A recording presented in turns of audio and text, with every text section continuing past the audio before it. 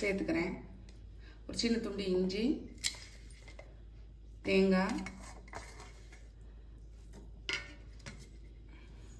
இது கூட ஜீரகத்தூள், கடுகு, இதெல்லாத்தையும் நல்லா வந்து மையம் அரைக்க வேண்டாம், ஒரு சுற்றிட்டு வந்துடலாம், துருமுன மாதிரி.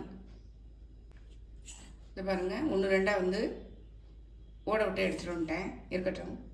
அடுப்பில் கடாய் போட்டிருக்கேன். ஒரு சொட்டு அளவு தேங்காய் எண்ணெய் விட்டுக்கலாம். விட்டுட்டு இந்த பீட்ரூட் துருவலை போட்டு கொஞ்சம் வந்து சிம்மில் வச்சு வதக்கிக்கோங்க.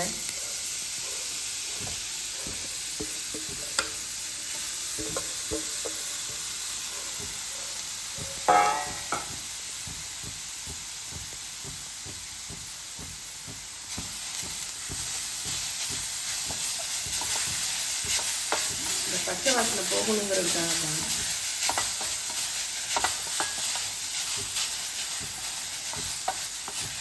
இது வதங்கும் போதே நம்ம இந்த அரைச்சிட்டு வந்தோம் இல்லையா, அதையும் சேர்த்துடலாம்.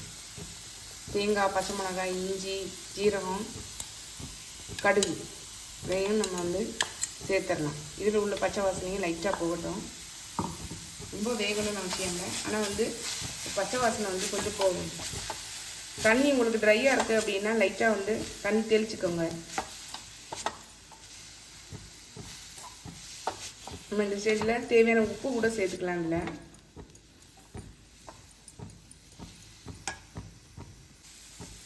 தேவையான உப்பு மட்டும் சேர்த்துக்கிறேன்.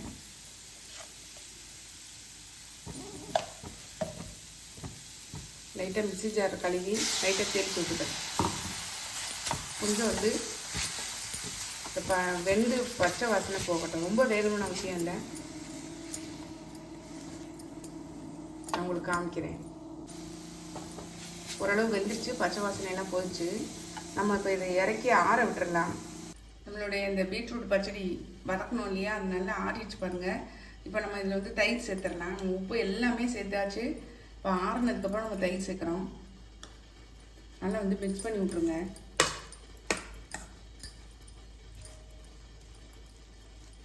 நல்லா புளிக்காத கெட்டி தயிராக எடுத்துக்கோங்க.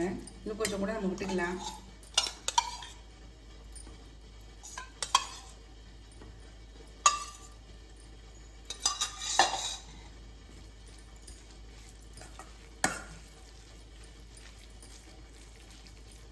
பாருங்கள் எப்படி சூப்பராக இருக்குங்க.